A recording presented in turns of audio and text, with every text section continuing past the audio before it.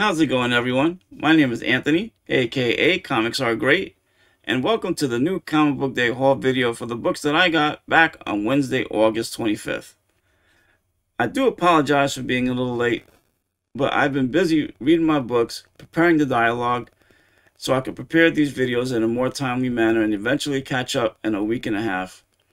From that point on, I hope to put these videos out on a weekly basis as I get my books every Wednesday from my local comic book shop, Royal Collectibles.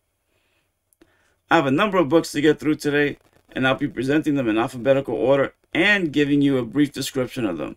Starting with, from Marvel Comics, Amazing Spider-Man number 72 by Nick Spencer and Federico Sabatini.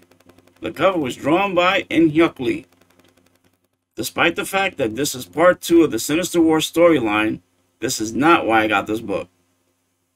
This was purely a cover buy for me because the Asian American Pacific Islander Heritage cover was done by the popular artist nywarriors. There are also 2 other books at the end of this week's list that I got just because he did them. This one was of Cindy Moon, aka Silk, the woman who got bit by the same spider as Peter Parker. In any case, issue 73 is scheduled to come out on Wednesday, September 8th. From Marvel Comics, Black Widow number 10 by Kelly Thompson, Elena Casagrande, and Rafael Della Torre. The cover was drawn by Adam Hughes. Natalia, Elena, and Anya get together with Kate and Lucy to battle against Apogee for Northern California and possibly the world. In the process, Black Widow begins to form a team with this band of warrior women. I'm looking forward to seeing just what Kelly Thompson has in store in issue number 11, which is scheduled to come out on Wednesday, September 15th. This is the NetEase Marvel Games variant cover for issue number 10. All the covers done by NetEase are based on the Marvel Dual mobile game for both Android and Apple phones. While most of the characters look like how they normally would in the Marvel 616 universe, this cover is definitely different, which makes it worth collecting. Also, as much as I wanted to get the cover done by Mark Brooks, I heard this cover just saying, "Buy me! Buy me!" From Image Comics, Dark Blood number 2 by Latoya Morgan and Walt Barna. The cover was drawn by Valentin Delandro. This issue goes back and lets us know what kind of life Avery had 10 years after being a captain during World War II. Even though he fought and bled for this country, he had a bit of a rough life afterwards trying to provide for his family. It definitely reminds me that even today, things are still rough racially in this country, no matter how much we try to look past it. Depending on the next issue, which is scheduled to come out on Wednesday, September 22nd, will determine if I'll finish collecting the rest of the 6-issue miniseries. From Marvel Comics, Darkhawk number 1 by Kyle Higgins and Juanan Ramirez. The cover was drawn by Pepe Larraz. Even though this is part 1 of a 5-issue limited series, I decided to get this issue for 2 reasons. First, because this is the first appearance of a new Darkhawk, not the same one from the 90s, and second, because I'm a sucker for design variant covers. Marvel decided to make some changes to the structure of the design cover over the previous ones, and so far I like it. I'm not planning on getting issue 2, but for those interested, it's scheduled to come out on Wednesday, September 29th. From Image Comics, The Department of Truth number 12 by James Tynion and Martin Simmons. This is the final part of the Bigfoot arc. Cole is told some truths by someone who has been sort of close to him since the beginning, but has kept him at arm's length trying to keep him out of trouble.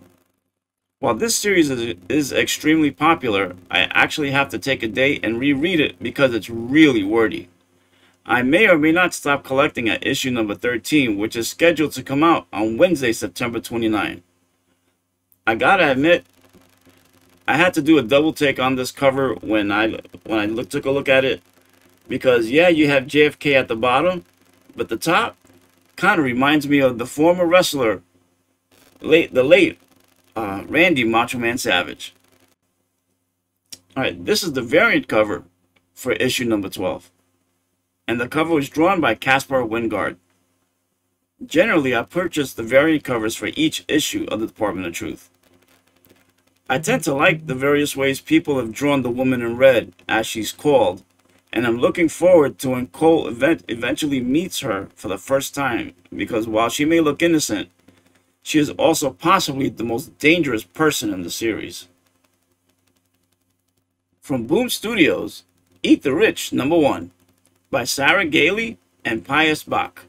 The cover was drawn by Kevin Tong. This is a new 5-issue miniseries that is centered around Joey, a girl who is hoping to eventually become part of Astor's family and takes a trip with him to meet his parents. During her first day there, she begins to get a strange feeling that things are not exactly normal. Well, normal for her at least. At the end of the issue, she gets a rude awakening. Depending on how issue 2 is, which is scheduled to come out on Wednesday, September 22nd, will determine whether or not I get the rest of the series. Because frankly, issue 1 did kind of creep me out a little bit. From Marvel Comics, Extreme Carnage Riot #1 by Alyssa Wong and Fran Galan. The cover was drawn by David Nakayama. This issue is the 5th part of the Extreme Carnage storyline. I've been primarily getting the design variant covers because they look really cool and they are drawn by David Nakayama, who has really come into his own as a cover artist this year. To me, he's outdone himself with the design covers. The next one-shot is supposed to be Toxin, which is scheduled to come out on Wednesday, September 8th. From Image Comics, King Spawn #1 by Sean Lewis and Todd McFarlane. Also done by Javi Fernandez, Steven Segovia, Marcio Takara, Philip Time, and Brett Booth. The awesome cover was drawn by Puppeteer Lee. This was the cover of the week. This book had a number of short stories, most of which I didn't read because of the number of books I had. However, I bought this book with this particular cover for 2 reasons. First, this cover was absolutely freaking awesome.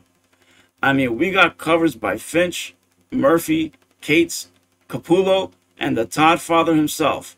But to me, this was the absolute best cover out of all of them. And 2, this book is the first new Spawn ongoing series since, well, Spawn #1. I'm so looking forward to seeing what McFarlane and company have in store for us when issue 2 comes out on Wednesday, September 22nd. From Image Comics, Not All Robots #1 by Mark Russell and Mike Deodato Jr. I purchased the main cover back on Wednesday, August 4th, and was intrigued by the storyline. This variant cover pays homage to the American Gothic painting by Grant Wood, which he painted way back in 1930. Instead of the farmer holding a pitchfork with his wife, it's 2 robots instead. I'm hoping the storyline gets even better with issue 2, which is supposed to come out on Wednesday, September 8th. From Dynamite Comics, Red Sonja, Black, White, and Red #2. This is another anthology, so I'm not going to list the writers and artists. The cover, however, was drawn by David Nakayama once again. I purchased the colored version of this book back on Wednesday, August 11th. I saw that my LCS was also selling this black and white virgin cover as well and had to get it just because I can't seem to get enough of Nakayama's work. While his style is still evolving, he's making great improvements with each cover he does. Even though I don't plan on getting any more comics from this series, the next one is supposed to come out on Wednesday, September 22nd. From DC Comics, Robin #5 by Joshua Williamson and Gleb Melnikov. The cover was drawn by Jorge Corona. This was the story of the week. In this issue, all of the previous Robins meet up with Damian to try to talk him into going home with them so he won't have to fight in the League of Lazarus tournament. One of the coaches that's a part of the tournament assumes that Damian was taken care of. I'm definitely looking forward to seeing a lot of action in issue number 6. I've liked this series so much that I also had to get the variant cover.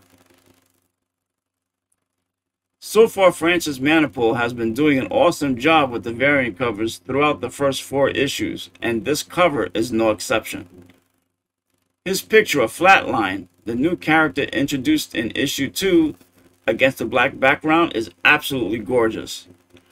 I'm definitely looking forward to getting both the main and variant covers for issue number 6 when it comes out on Tuesday, September 28th. From Boom Studios, Something is Killing the Children number 19 by James Tynion and Werther Dell'Edera.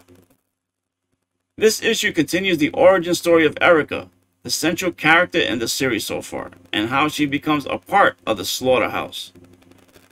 While I've only read the last 2 issues of this popular series, one thing I can say for sure: I definitely should have been getting this from the very beginning, and I only have myself to blame. I can see why it's the most popular series over the last 2 years. I'm definitely looking forward to issue number 20, which is supposed to come out on Wednesday, September 29th. From Marvel Comics, Strange Academy number 12 by Scotty Young and Humberto Ramos.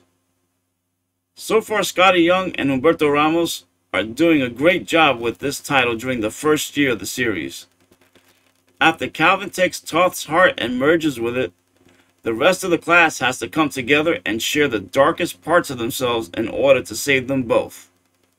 In the end, the bonds of friendship within the class grow exponentially stronger. This will probably be the last issue of Strange Academy I'll get for now, because there are a number of other titles I'm interested in getting back issues for. But I'll jump back on it with the quickness if need be.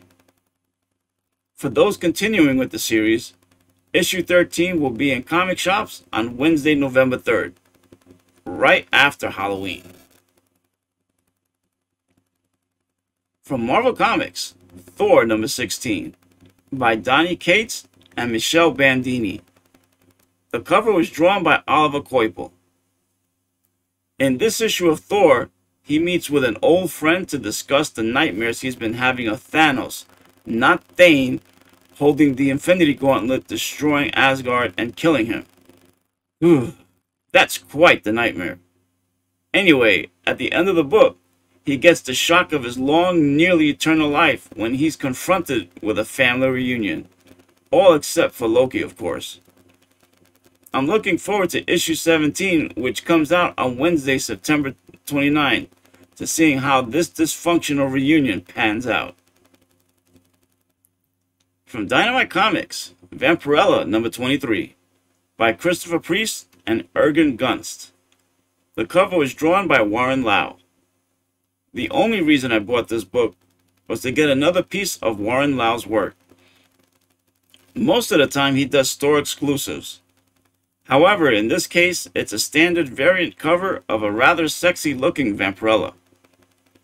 Warren Lau's work is undeniable, and it's only getting better. Issue 24 comes out on Wednesday, September 22nd. From Aftershock Comics, We Live number 4 by Inaki and Roy Miranda. The cover was drawn by Inaki Miranda. I never got the We Live miniseries when it came out during its initial run. But now that the reprints are slowly coming out, it gives me a chance to pick them up so I can also revel in the awesome world that the Miranda brothers created. 3 issues down and 2 to go until I have the reprints of all 5 issues, and I can reread the entire series in one shot. From Marvel Comics, Wolverine number 15 by Benjamin Percy and Adam Kubert. The cover was drawn by In-Hyuk Lee. At one time, I used to be a heavy collector of most of the mutant titles in the late 80s and most of the 90s. The only reason I decided to pick up this issue was because of the Asian American Pacific Islander Heritage cover of Jubilee done by In-hyuk Lee. His artwork is impeccable. Issue 16 is coming out on Wednesday, September 29th. From Marvel Comics, X-Men #2 by Jerry Dugan and Pepe Larraz. The cover again is drawn by In-hyuk Lee. Just like the previous Wolverine comic, the only reason I got this issue was because, well, let me just keep it short. The AAPIH cover, drawn by In-hyuk Lee. As you can tell, I really love getting comics that have his artwork. Now I know they probably won't be worth much, but his artwork stands among the best, and the scary thing is, he's only about 36 years old and still getting better. X-Men #3 will be coming out on Wednesday, September 22nd. I hope you liked the comics that I showed you today, and I'm sure a number of them match the ones that you picked back on Wednesday, August 25th. Which one of yours were the cover of the week or the pick of the week? Please let me know in the comment below. If you like the content of this video, in the words of Raphael from the original Teenage Mutant Ninja Turtles movie, a thumbs up would be totally tubular. Also, if you're so inclined, subscribe to my channel so you get that notification bell whenever I post a video. Also, just to let you know, I'll be on Team Nerd Herd's podcast on their Top Pick show on Sunday, September 26th, which will start at 10 p.m. Eastern, 7 p.m. Pacific. Thanks for visiting me today. I really do appreciate it. And from my family to yours, remember, comics are great, and so are you. Later.